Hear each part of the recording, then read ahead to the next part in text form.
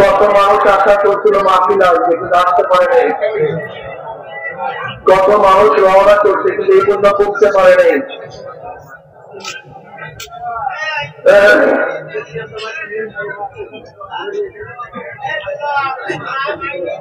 আওয়াজ হবে আস্তে আস্তে।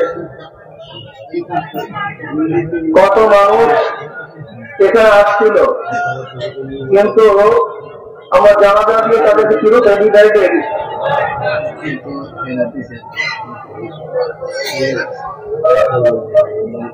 আমরা এখানে আসি জানি না কার কজন ভাইয়াদের বাঁচবো থাকবো। অনেক মানুষ আজকে হসপিটালে অসুস্থ, মাহফিলে বুঝতেও পারে নাই। আল্লাহ রাব্বুল আলামিন আপনাকে আমাকে এখনো হায়াতে রেখে সুস্থ রেখে এই মাহফিলে বসার তৌফিক দান করতে শুকরিয়া। সবাই বলে আলহামদুলিল্লাহ। চরমনের ময়দান তো বুঝেন, যারা প্রথম থেকে এই পর্যন্ত আসেন নিশ্চয়ই তারা বুঝতে পারছেন চরমনের ময়দান কি। চরমনের ময়দান দুনিয়ার কোন উদ্দেশ্যে সাজানো হয়নি, এখানে দুনিয়ার কোন উদ্দেশ্য নেই। এই ময়দান যারা সাজিয়েছেন আমার দাদা রহমতুল্লাহ আলাই, আম্মাদা রহমতুল্লাহ আলাই, তারা শুধুমাত্র আল্লাহকে পাওয়ার জন্যই, আল্লাহর সাথে মিলিয়ে দেওয়ার জন্য জীবন চেষ্টা করেছেন। আর এখানে যখন বয়ান দেওয়ার পরে আপনারা শুনছেন নিশ্চিত ভাবে তারা সবাই একই উদ্দেশ্যে বয়ান করে যেন মানুষ যেন আল্লাহমুখী হয়, মানুষ যেন মাওলাকে পায়। জনাবে মুহাম্মদ রাসূলুল্লাহ সাল্লাল্লাহু আলাইহি ওয়াসাল্লাম সেই বছরে 3 দিন পরে পরিপূর্ণ আমল করতে পারে। প্রতিবার বয়ানের সময় এই যে মানে পুরো জেহানটা ঘুরে যায়, প্রতিবার বয়ানের সময় কি আমি আল্লাহ বুঝিয়ে রাখি।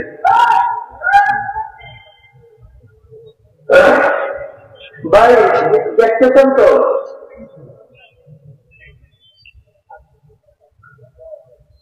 চরমনাই ময়দান পরিপূর্ণ শরিয়াত ও আমল করার জন্য, পরিপূর্ণ শরিয়াত ও আমল করার জন্য এই ময়দান সাজানো হয়েছে।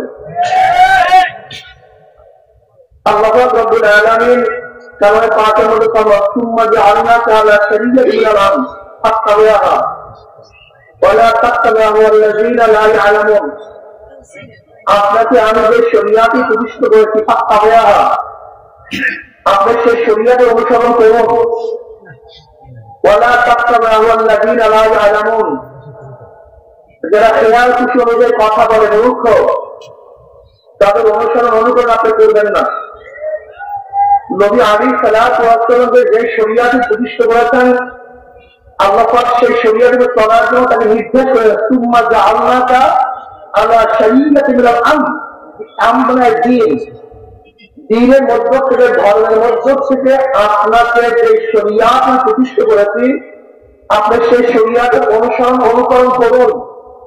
ওয়ালা তাত্তাবি'হু আল্লাযীনা লা ইয়া'লামুন, যারা হাওয়াইনা মনের খেয়াল খুশি অনুযায়ী যা মনে চায় তাই বলে, যাদের এলেম নাই জ্ঞান নাই তাদের অনুসরণ অনুকরণ করতে আল্লাহ কি করছেন, নিষেধ করেছেন। শরিয়াত আমল করতে হবে। শরিয়াতের 3টা অংশ। কয়টা অংশ? সবাই বলেন। জাহিরি আমলের সাথে সংক্ষিপ্ত এরকম ফিকহ বলা হয়। নামাজের মাসালা, রোজার মাসালা, যাকাতের মাসালা, হজের মাসালা, লেনদেনের মাসালা, অর্থাৎ বাহ্যিক আমলের সাথে সংশ্লিষ্ট যে এলেম, সে এলেমকে ইলমুল ফিকহ বলা হয়। ফিকহ এলেম, ফিকহ এলেম করে মুক্তি একটা করতেছে। জাহিরি যে আমলগুলি আছে সে আমলগুলি কিভাবে করতে হবে, কিভাবে তৈরি হবে, কতটুকু তৈরি হবে, কোনটা ফরজ, কোনটা ওয়াজিব, কোনটা সুন্নাত, কোনটা মুস্তাহাব, কথাটা বুঝাতে পারি নাই। নামাজে কি করলে ফরজ আদায় হবে, কতটুকু করলে ওয়াজিব আদায় হবে, কতটুকু করলে সুন্নাত আদায় হবে, কি না করলে নামাজ শেষ হয়ে যাবে, এইগুলি জানা হলে এর মধ্যে পাওয়া, এটা আপনি জানতে হবে। এটা জানার বাইরে আপনাকে আমল করার কোন সুযোগই নেই। আপনি আমল করতেই পারবেন না, জান্নাতে যাওয়ার কোন সুযোগই আপনার নেই। এই জন্য ইমাম মালিক রাহমাতুল্লাহ আলাইহি ফরমান, মান তাফাক্কাহা ওয়া লাম ইয়াতাসাওয়া ফাকাদ তাফাক্কাহা, ওয়া মান তাসাওয়া ওয়া লাম ইয়াতাফাক্কাহা ফাকাদ তাজান্নাকা, ওয়া মান জামাআ বাইনাহুমা ফাকাদ তাহাক্কাকা। যে ব্যক্তি শুধু ইলমে ফিকহ শিখলো, তিনি ইলমে তাসাউফ শিখলো না। তাসাউফ শব্দের ইখতিলাফ আছে, তাসাউফ কবে থেকে আবিষ্কার, এটা কোরআন হাদিসের শব্দটি শব্দ না। আমি ওই সমস্ত ভাইদেরকে বলবো, আমরা শব্দের পিছনে না দৌড়াই, শব্দের পিছনে না পড়ি, বরং মূল উদ্দেশ্যের পিছনে পড়লে আর কোনো সমস্যা থাকে না। যদি মনে করেন তাসাউফ শব্দ কোরআন হাদিসে নাই, এটা পরবর্তীতে আবিষ্কার হয়েছে, তাকায় শব্দটি পরবর্তীতে আবিষ্কার হয়েছে, কি কথা ঠিক না? আসলে তাসাউফ শব্দের অর্থ কি সেটা আমরা বলবো। তাসকিয়া শব্দের ব্যাপারে ইখতিলাফ নেই। তাসকিয়া মানে কি? আত্মশুদ্ধি। এই ব্যাপারে কোনো ইখতিলাফ নেই। ভাষা মুরাদের শব্দ ব্যবহার করতেই পারে, এটা হতেই পারে, আশ্চর্য হওয়ার কিছু নেই। এক এক জায়গায় এক একটা শব্দ ব্যবহার করতেই পারে। যেমন আমরা সালাতকে নামাজ বলি, কমকে রোজা বলি, এটা ইখতিলাফ কিছু নেই, এটা হতে পারে। আরবের মধ্যে এরকম বহু শব্দ আরবরা জায়গা আরবে ব্যবহার করতেন। যেরকম আরবের মধ্যে হাতি ছিল না, হাতির আরবি শব্দ তাদের জানা ছিল না। হাতিকে পাখি বলে তিল, এখানে বড় দিচ্ছে তিল, তিলের তিল বানায়, এরকম হতে পারে, এটা আশ্চর্য হওয়ার কিছু নাই। যাই হোক, ইমাম মালিক রাহমাতুল্লাহ আলাইহি বলেন, যে ব্যক্তি ইলমে ফিকহ শিখলো, ইলমে তাসাউফ শিখলো, সে ফাসিক। সে কি? আমার তাসাউফ ওয়া লাম ইয়াতাফাক্কা ফাকাদ তাজান্নাকা। আর যে ব্যক্তি ইলমে তাসাউফ শিখলো, ইলমে ফিকহ শিখলো, সে বেঈমান কাফের। আমার জামা বাইনাহুমা ফাকাদ তাহাক্কাকা। আর যে ব্যক্তি ইলমে ফিকহ ইলমে তাসাউফ শিখলো, সে মুহাক্কিক, সেই ঠিক। চরমোনাই ময়দানের মধ্যে অবশ্যই আপনাকে ইলমে ফিকহ ইলমে তাসাউফ উভয় শিখতে হবে, কি কথা ঠিক না? বাহ্যিক ইলমের সাথে সম্পর্ক ইলমকে ইলমে ফিকহ বলা হয়। বিশ্বাসের সাথে সম্পর্ক ইলমকে ইলমুল আকায়েদ, ইলমুল কালাম বলা হয়। ইলমুল কালাম কেন বলা হয়? এটা আল্লাহর একটা সিফাত। যেহেতু গোটা দুনিয়ার মধ্যে প্রথম আকায়েদের মাসালা ইখতিলাফ ছিল ইলমুল কালাম, আল্লাহর কালাম সিফাত নিয়ে। আল্লাহর কালাম সিফাত, এটা হাদিস বা তাকদীর বিশাল ইখতিলাফ, সেদিকে আমরা যাব না। যেহেতু আকায়েদের মাসালা প্রথম শুরু হয়েছে কালাম সিফাত নিয়ে, এই জন্য আকায়েদের সিফাত কি বলা হয়? ইলমুল কালাম বলা হয়। ইলমুল আকায়েদ, কি বিশ্বাস করলে ঈমান থাকবে, কি বিশ্বাস না করলে ঈমান যাবে, আল্লাহ প্রতি কিভাবে বিশ্বাস করতে হবে, তার জাত এবং সিফাত কতটুকু বিশ্বাস করতে হবে। যদি কেউ আল্লাহকে বিশ্বাস করে, আল্লাহ তাদের সিফাতকে বিশ্বাস না করে, সে আর মুমিন থাকবে না। যেমন ধরে নেন, আল্লাহকে বিশ্বাস করে ইহুদিরাও, আল্লাহকে বিশ্বাস করে খ্রিস্টানরাও, আল্লাহকে বিশ্বাস করে হিন্দুরাও, আল্লাহকে বিশ্বাস করে মুসলমানরাও। আল্লাহকে বিশ্বাস করার ব্যাপারে ইখতিলাফ নেই, এটা কাম ইখতিলাফ নেই, মতলব নেই, সবাই মানে আল্লাহ আছে, কি কথা ঠিক না? তো পার্থক্য কোন জায়গায়? যেমন আল্লাহ পাকের সিফাত হলো তিনি একক, তাওহীদ, এটা তাদের সিফাত, মূল সিফাত। কিন্তু খ্রিস্টানরা আল্লাহকে মানে, কিন্তু তার তাওহীদ মানে না, আল্লাহ এক এইটা মানে না, বরং কি মনে করে যে আল্লাহ একজন আছে, আর তার স্ত্রী মারিয়াম তিনিও খোদা, আর তার ছেলে ঈসা সেও কি খোদা। তবে জাত জাত হয়, কেরালাতে কি খ্যাতি হয়, বাসের থেকে মানুষের থেকে, আল্লাহ থেকে যা হবে তাকে কি হবে, সেটা আল্লাহ হবে। খ্রিস্টান জাত জাত থেকে যা হয় সে একই জাত হয়, যেহেতু আল্লাহ থেকে ঈসা, তার সেও কি হবে, আল্লাহ হবে। তাতে আল্লাহকে মানছে, কিন্তু আমরা রোদানিয়াত মানে নেই, দেখলো তারা সে, তারা বসছে, কি ওরা ঠিক না? এহুদি আল্লাহকে মানে, কিন্তু ঈসাই মানে ওজায়ের ইবনুল্লাহ, ওদের আল্লাহর পুত্র। আল্লাহকে মানে কিন্তু ওজায়ের সন্তান হিসাবে, এগুলো তারা বসছে। হিন্দু আল্লাহকে মানে, কিন্তু আল্লাহ তাদের সমস্ত সিফাত তারা মানে না। যেমন আমরা মনে করি যে আল্লাহ সামাদ, সমস্ত ক্ষমতার একচ্ছত্র মালিককে, তারা কি বলেন না, ক্ষমতার ভাগ করে হয়েছে। জোড়া করে বসন্তের ক্ষমতা কারিয়ে যাচ্ছে, বিদ্যাপতি দেওয়ার ক্ষমতা সরস্বতীর কাছে, তারা মনে করে ধনী বানাবার এবং না বানাবার ক্ষমতা গণেশের কাছে। আল্লাহকে মানে কিন্তু তার আওসাফ, তার দিন মানে না। কথাটা বুঝতে পারলেন? এগুলো তার কি হয়ে গেছে? জোরে বলেন, মুশরিক হয়ে গেছে। এরকম মানলে হবে না। কি মানলে, কতটুকু মানলে, কি নামাল ইমান থাকবে, কি নামাল ইমান যাবে, এই বিদ্যাসের সংস্কৃতি আদায় করা হয়। এটা জানতে হবে আপনাকে, এটা শিখতে হবে। কেউ আল্লাহকে মানে কিন্তু নবীকে মানে না, সে মোমেন কাফের, কেউ কাফের। কেউ নবীকে মানে কিন্তু নবীর আওসাফকে মানে না, গুণকে মানে না। কেউ কেউ নবীকে মানে কিন্তু নবীরা মাসুম, নবীরা নিষ্পাপ, এইটা মানে না। এরকম আছে কি নেই? নবী মানে কিন্তু নবী একটা গুণ, নিষ্পাপ, মাসুম, এইটা মানে না। সে আহলে সুন্নাত ওয়াল জামাত হয়ে যাবে। কেউ নবীকে মানে, নিষ্পাপ মানে কিন্তু শেষ নবী মানে না। কি নবী মানে না? তারা নবীকে মানে, নবী নিষ্পাপ, ইস্তিফাদের গুণও মানে কিন্তু কোন গুণটা মানে না? শেষ নবীর গুণ মানে না। কারণ এই নয়, তারা কাফের হয়ে যাবে। কথাটা বুঝাতে পারি খুব ভালো মতো বুঝবেন। কেউ কোরআন মানে কিন্তু কোরআন মানে তাহরিফ হয়েছে, পরিবর্তন হয়ে গেছে, বিবর্তন হয়ে গেছে, এর মানে সব কোরআন নাই, এরকম যদি কেউ মানে, সেরকম কোরআন আল্লাহ হবে, সে কাফের হয়ে যাবে। যেমন শিয়ারা কোরআন মানে তাহরিফের সাথে, তারা মনে করে কোরআনের মধ্যে কিছু পরিবর্তন হয়েছে। কথাটা বুঝাতে পারি নাই। এর জন্য আপনাকে অবশ্যই বুঝতে হবে কি মানলে, কি না মানলে, কতটুকু মানলে, কতটুকু না মানলে ইমান যাবে, ইমান থাকবে। যারা দরকার আছে কি নাই? আল্লাহকে মানে কিন্তু আল্লাহ সিফাতকে কোনো অলির মধ্যে মানে, উলুহিয়া কুদরতের বারাকার মধ্যে শাওলিল্লাহ মাহমুদ রাহমাতুল্লাহ আলাইহি এই উলুহিয়াতের ব্যাপারে বিশাল আলোচনা করছেন। আল্লাহকেও মানে কিন্তু তারা মনে করে কোনো অলির কাছে আল্লাহ পাক তার কিছু গুণ ভাগ করে দিয়ে দেয়। যেমন অলিরা ইচ্ছা করলে কাউকে হিদায়াত দিতে পারে, অলিরা ইচ্ছা করলে কাউকে জান্নাত থেকে নাজাত দিতে পারে, অলিরা ইচ্ছা করলে কাউকে জাহান্নাম থেকে বাঁচাতে পারে। এই যে বিশ্বাস, এই আকীদা যদি তার মধ্যে থাকে, এই উলুহিয়া খোদাই গুণ আল্লাহর বাহিরে কার মধ্যে আছে, এরকম বিশ্বাস করলো ইমানটা আজকে লিক হয়ে বের হয়ে যায়, ইমান আর থাকে না। কথাটা বুঝাতে পারি নাই? এইগুলো আকার সম্পর্কে আমাদের জানতে হবে। আল্লাহ থেকে আওসাফ এবং তার উভয় সম্পর্কে মানতে হবে। আল্লাহকে মানতে কিন্তু নবী আলাইহিস সালাত আনিত বিধানকে মানে, আনিত বিধানকে মোকাবেলা, শুধু নবীকে মানতে হবে না, নবীর আনিত বিধানকে মানতে হবে। এটা আল্লাহ প্রদত্ত। এই জন্য আমরা একটা কাশ্মীর আপনাদের কি বলছেন, ইমান কি? আল্লাহর বিশ্বাস থেকে নবী আলাইহিস সালাত আনিত সমস্ত জিনিসকে মানার নাম ইমান।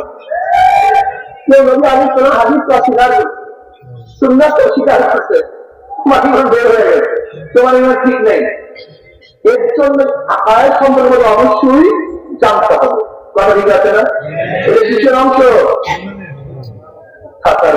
শরীয়তের অংশ। আকার এটা কিসের অংশ?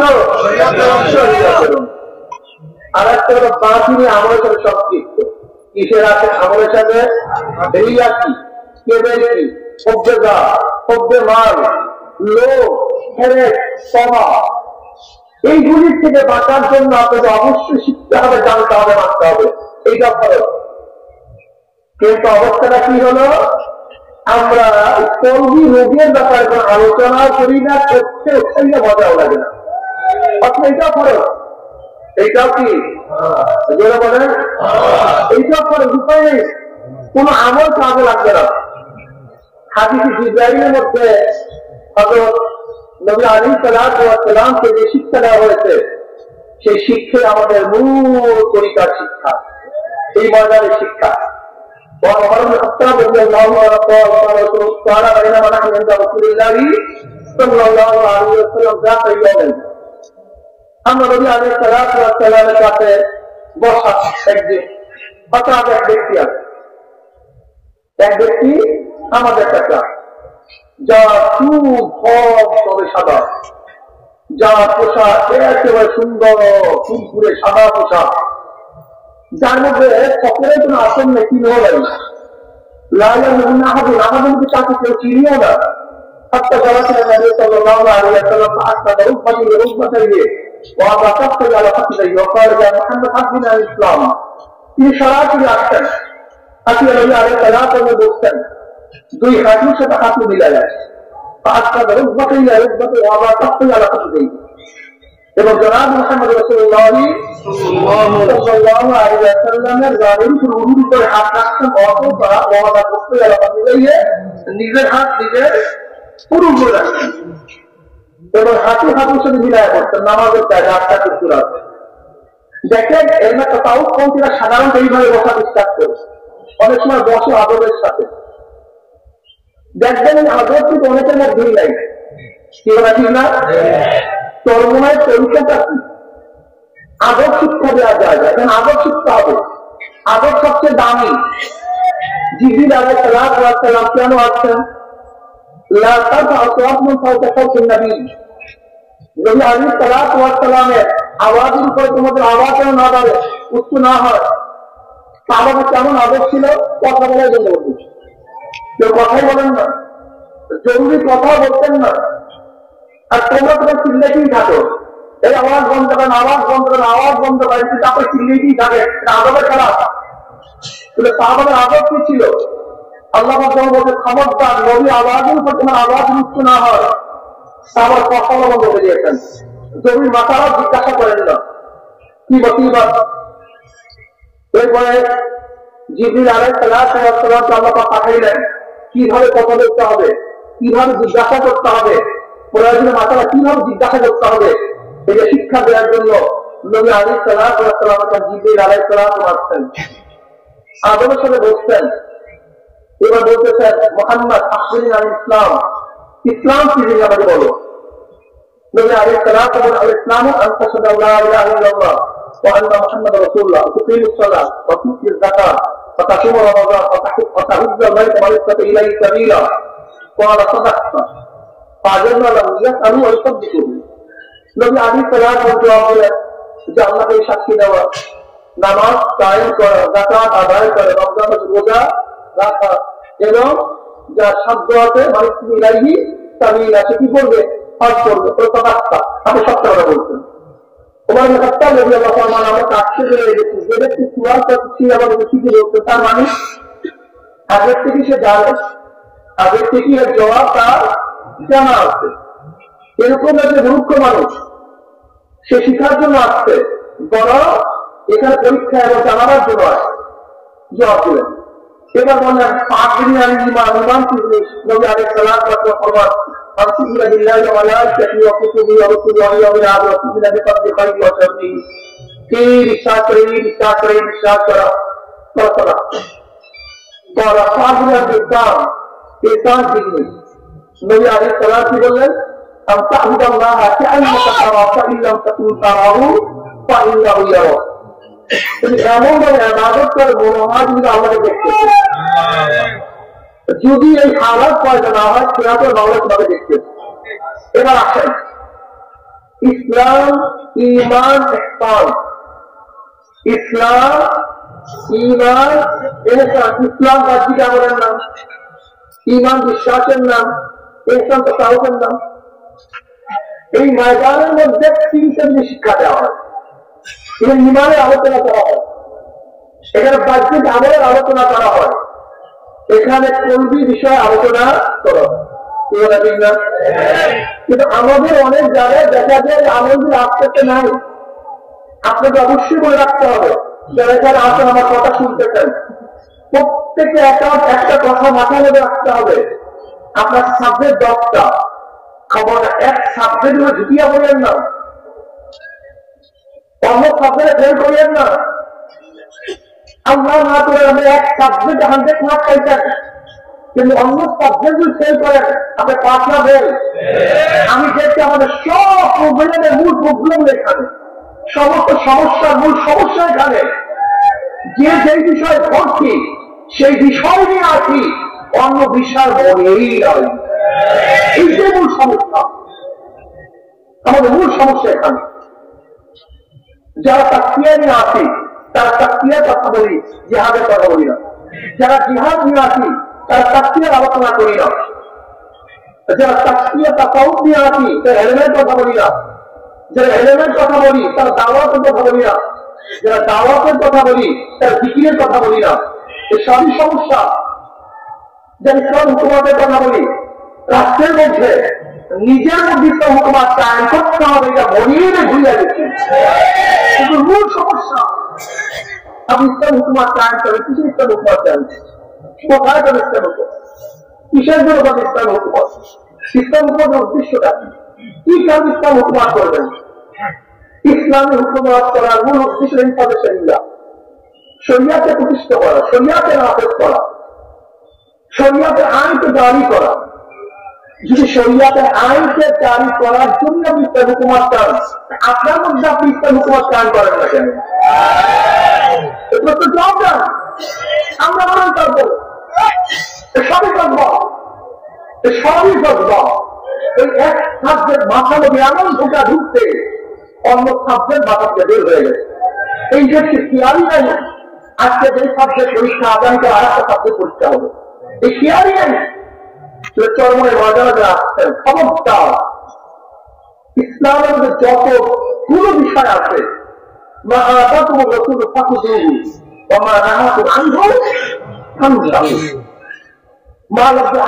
অমনিয়াতের জন্য আসছে।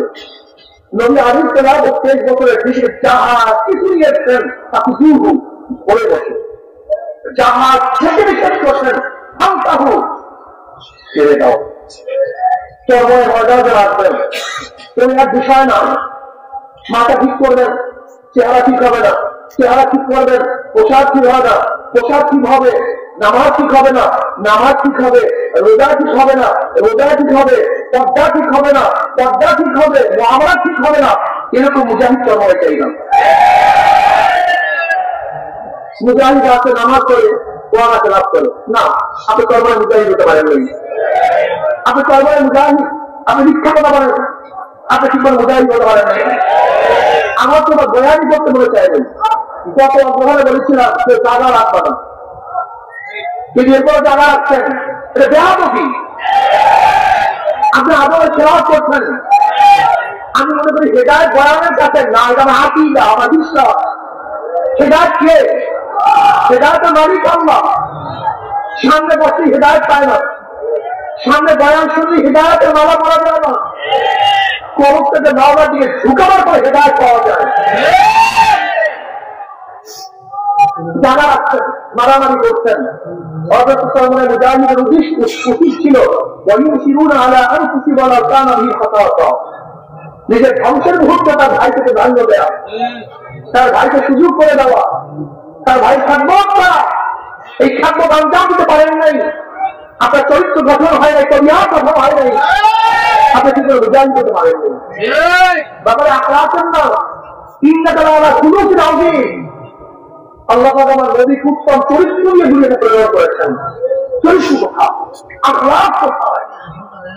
আখলাক নেই, চরিত্র নেই, আদব নেই, মুহাব্বত নেই, ভালোবাসা নেই, সফাত নেই, উলফত নেই, নিসিয়াত নেই।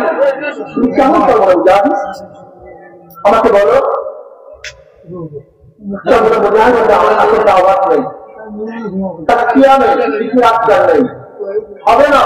তাকিয়া সবচেয়ে কঠিন, সবচেয়ে জটিল এবং সবচেয়ে দামি। তাকিয়া না হলে আমার তাদের কবুল না। বুখারী মুসলিমের আওয়াজ দেখা নেই, কিয়ামতের মাঠে আল্লাহ পাক মুজাহিদকে ডাকে, মুজাহিদ এদিকে আস। কি করছো? আমি এই নেমাজি, আল্লাহ তোমার একটা শহীদ হয়ে গেছে। আল্লাহ বলবেন আমি জানি কেন শহীদ হয়েছি। মানুষের ভিড় বলবে, যোদ্ধা বলবে, এই কারণে যে শহীদ হয়েছে আমার দেখেছিল না। আল্লাহ পাক বলবেন হাত, और हाथ हम लोग जहां शिकार लगा, तो का काम करना